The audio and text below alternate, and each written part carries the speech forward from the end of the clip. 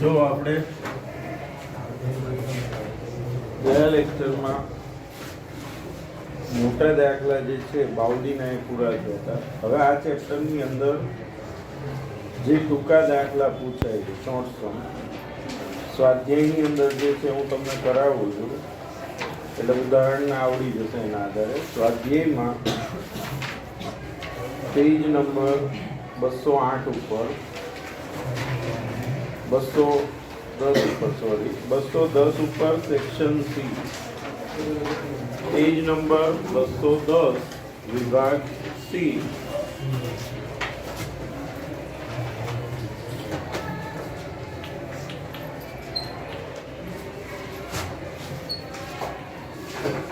હવે એની અંદર જો તમે દાખલા નંબર 5 રકમ શું છે? એક આવૃત્તિ વિતરણની વિષમતા Sk બરાબર -2.8, Sk બરાબર -2.8. જો બહુલક MO બરાબર 48.8 હોય તો મધ્યક x બાર શોધો. હવે અહીંયા Sk, તો Sk નું સૂત્ર શું? x બાર -MO બરાબર છે વિષમતાનું સૂત્ર. હવે Sk ની કિંમત કેટલી છે? -2.8. x બાર શોધવાનો 48.8. -48.8 આ બાજુ આવે તો શું થઈ જાય? પ્લસ. તો 48.8 -2.8 બરાબર x બાર. આ માઈનસ હતો અહીંયા આવે તો શું થઈ જાય? પ્લસ. 48 - 2 કરો એટલે કેટલા થશે? 46. તો x બાર બરાબર કેટલા થશે? 46. દાખલા નંબર 6 ગણીએ. સમમિત આવૃત્તિ વિતરણમાં આ શબ્દનું બહુ મહત્વ છે. સમમિત આવૃત્તિ વિતરણ દાખલો આના ઉપર જ છે. આ સમમિત આવૃત્તિ વિતરણમાં બે અંતિમ ચતુર્થકોનો સરવાળો, બે અંતિમ ચતુર્થક, પહેલો ચતુર્થક Q1, છેલ્લો ચતુર્થક Q3. બે અંતિમ ચતુર્થક એટલે કયા થાય? Q3 plus Q1 નો સરવાળો કેટલો છે?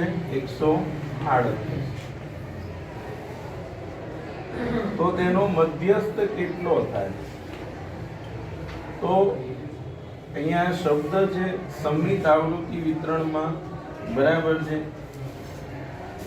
હવે જ્યારે આવૃત્તિ વિતરણ સમમિત હોય તો યાદ રાખો Q3 plus Q1 minus 2m બરાબર 0. કેમ લખ? અહીંયા શું શબ્દ? સમમિત. સમમિતનો મતલબ એમાં વિષમતા નથી. વિષમતા એટલે ખામી. આમાં ખામી નથી. ખામી નથી એટલે એનો સરવાળો કેટલો થાય? 0 થાય. ખ્યાલ આવે કે આ ના ખબર પડે તો દાખલો ના આવે. બરાબર. Q3 plus Q1 બરાબર સમમિત છે એટલે બરાબર શું લખાશે? 0. કિંમત મૂકો. Q3 plus Q1 કેટલો છે? 138 minus 2m બરાબર 0. -2m પહેલી સાઈડ જાય તો શું થઈ જશે? પ્લસ. 138/2 m બરાબર 69. ત્યાર પછી દાખલા નંબર 7. તો જો એક ધન વિષમ આવૃત્તિ વિતરણનો વિષમતાંક 0.75 છે. ધન વિષમ આવૃત્તિ વિતરણનો વિષમતાંક 0.75. જો પ્રમાણિત વિચલન 20, પ્રમાણિત વિચલન બરાબર s 20, મધ્યક x બાર 37.50, તો મધ્યસ્થ શોધો. હવે દાખલો બહુ સરળ છે. કેવી રીતે ખબર પડે? મધ્યક છે s છે ને j છે, તો m વાળું જે સૂત્ર છે એ મૂકી દીધું. જેનું સૂત્ર શું છે? m વાળું 3/-m/s બરાબર છે. એટલે કિંમત મળી જશે. કિંમત શું છે? j ની 0.75. x બાર ની કિંમત 37.50 માઈનસ m શોધવાનો, s ની કિંમત 20. હવે 20 ગુણાકારમાં ને 3 ભાગાકારમાં, તો 0.75 ગુણ્યા 20 છેદમાં 3 બરાબર 37.50 માઈનસ m. જો શું કરવા 20 ગુણાકાર અને 3 ભાગાકાર, 0.75 ગુણ્યા 20 કરો 15, 15 ભાગ્યા 3 5, તો 5 બરાબર 37.50 માઈનસ m. માઈનસ m છે, અહીંયા આવે તો કેવો થશે પ્લસ, પ્લસ 5 છે, પહેલી સાઈડ જાય તો માઈનસ, તો શું થઈ જશે m બરાબર 37.50 માઈનસ 5, m બરાબર 32.50. ત્યાર પછી દાખલા નંબર 8. એક વિષમ આવૃત્તિ વિતરણનો મધ્યક રકમમાં તો શું લખ્યું છે, મધ્યક તેના મધ્યસ્થથી 3 જેટલો વધુ છે, એટલે કે મધ્યક છે એ મધ્યસ્થથી 3 જેટલો વધુ છે, એટલે x બાર બરાબર m પ્લસ 3. મધ્યક છે એ મધ્યસ્થથી કેટલો વધુ છે, 3 વધુ છે, એટલે m બરાબર x બાર બરાબર m પ્લસ 3 બરાબર. આગળ વાત, જો રકમમાં શીખવાનું, પહેલા શું લખ્યું છે રકમમાં મધ્યક, એને આપણે x બાર ની સાઈન મૂકી દેવાનું, કોના કરતા મધ્યસ્થ, તો બરાબર m કેટલો વધુ છે 3, તો પ્લસ 3, તો x બાર બરાબર m પ્લસ 3. આગળ, જો આવૃત્તિ વિતરણનો વિષમતાંક 0.75 હોય, j બરાબર 0.75 હોય, તો પ્રમાણિત વિચલન શોધો, એટલે શું શોધો, s. હવે પહેલા તો જો અહીંયા x બાર બરાબર m પ્લસ 3 છે, આ m આ સાઈડ આવે તો શું થઈ જાય, x બાર માઈનસ m બરાબર શું થઈ જશે 3. આ એટલા માટે લખ્યું કે આપણે જેનું જે સૂત્ર છે m વાળું, શું સૂત્ર છે જેનું, 3 x bar minus m upon s, જેની કિંમત કેટલી છે 0.75, x bar minus m 3 upon s, s બરાબર 9 અપોન 0.75, તો s બરાબર 12. પ્રમાણિત વિચલન કેટલું આવશે, 12 આવશે બરાબર. ચલો આ દાખલા ગણી લો, પછી આગળ કરીએ.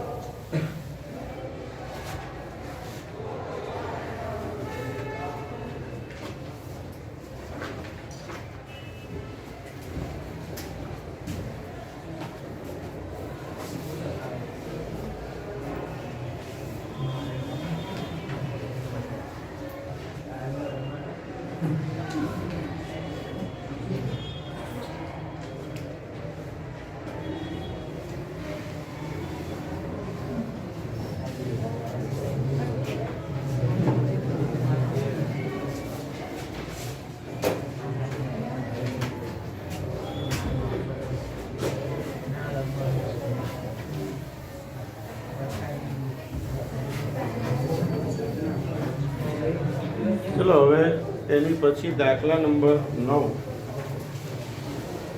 એક આ બહુ અગત્યનો દાખલો છે, 9મો મોસ્ટ એમપી દાખલો છે, ધ્યાન રાખજો. એક આવૃત્તિ વિતરણમાં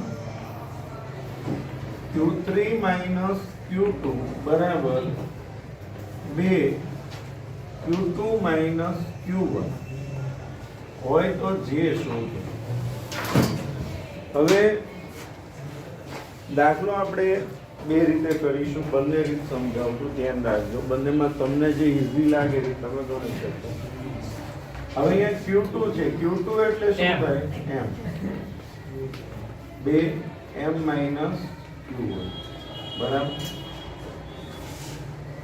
હવે સૌપ્રથમ તો જેનું જે સૂત્ર છે, મેં તમને સ્ટાર્ટિંગ ચેપ્ટરનું કર્યું આ બાઉલિંગ લીક, ત્યારે શું સમજાયું હતું કે આનો ઓરિજિન પોઈન્ટ કયો છે? ઓરિજિન જે મેઇન સૂત્ર, જ્યારે Q3 - m Q1 એવું આવે ત્યારે એનો ઉપયોગ કરવો પડે. જ્યારે સ્ટાર્ટિંગ કર્યું ત્યારે વસ્તુ કીધી પણ સૂત્ર લખાવ્યું હતું પહેલા. તો સૂત્ર શું હતું? Q3 - m Q1 છેદમાં Q3 - m plus m Q. આનું મેઇન સૂત્ર, અને આની ઉપરથી મોટું સૂત્ર બનેલું, બરાબર. આની જરૂર ટૂંકા દાખલામાં પડે. હવે Q3 - m, તો એની કિંમત શું છે? Q3 - m ની કિંમત શું છે? 2 કૌંસમાં m Q1 છેદમાં Q3 - m ની કિંમત 2 કૌંસમાં m Q1. શું કર્યું આપણે? આની જગ્યાએ આ કિંમત મૂકી દીધી, બરાબર છે? ક્લિયર એટલું? હવે અહીંયાથી દાખલો બે રીતે થઈ શકે. પહેલા આપણે પહેલી રીતે ગણાવો, જેમાં ધ્યાન રાખો, આને છૂટું પાડો તો અહીંયા શું થઈ જાય? 2m 2 ગુણ્યા Q1 એટલે શું થઈ જાય? 2Q1 થશે.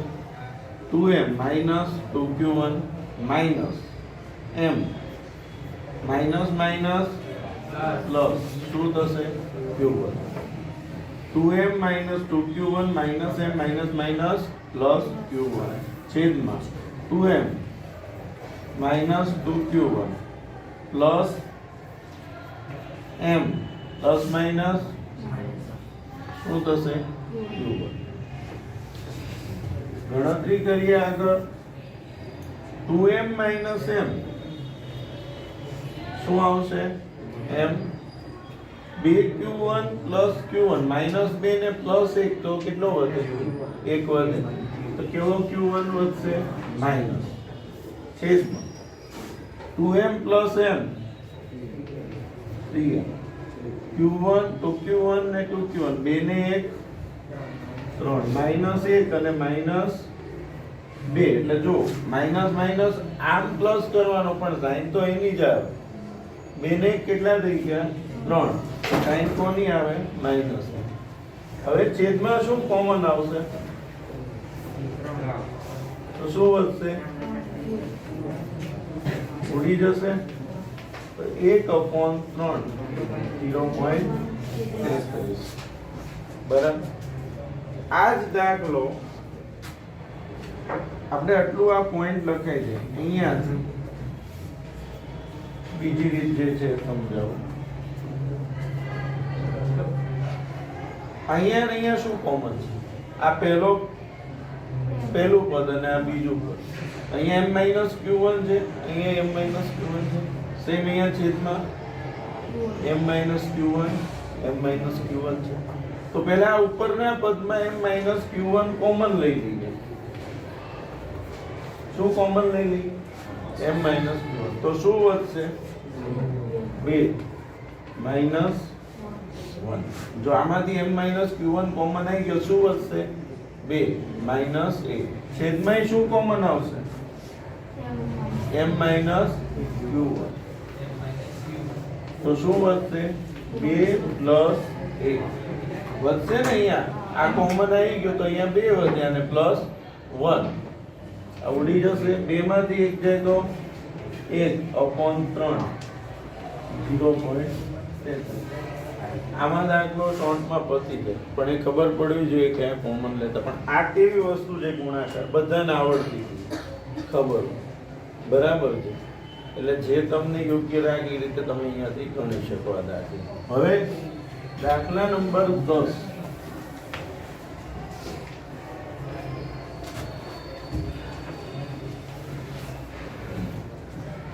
એક આવૃત્તિ વિતરણમાં વિષમતા Sk બરાબર -6.6 અને ચતુર્થક વિચલન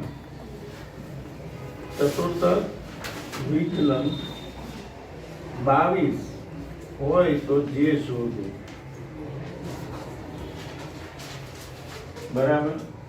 હવે અહીંયા Sk આપ્યું છે. Sk એટલે ઉપરની રકમ થાય સૂત્રમાં કોઈ પણ સૂત્ર હોય એમાં ઉપરની રકમને શું કહેવાય Sk જેના સૂત્રમાં. બરાબર.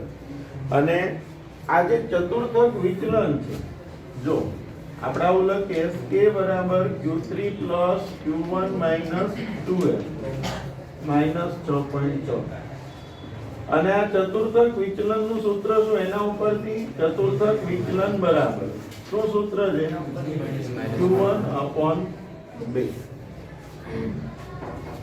ચતુર્થક વિચલનનું સૂત્ર લખ્યા પછી એની કિંમત કેટલી છે અહીંયા 22 q3 q1/2 22 ગુણ્યા 2 કેટલા થશે 44 q3 q1 બરાબર.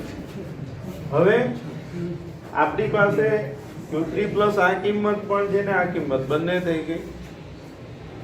બરાબર. જો Sk એટલે ઉપરની કિંમત થાય સૂત્રમાં અને ચતુર્થક વિચલન ઉપરથી આપણને શું મળી ગયું q3 q1. હવે જેનું સૂત્ર j બરાબર q3 plus q1 minus 2m upon q3 minus q1. q3 plus q1 minus 2m બરાબર -6.6 ભાગ્યા 44 તો -0.15 ભાગાકારનો આવશે. બરાબર છે. ગણી લેવા દાખલો.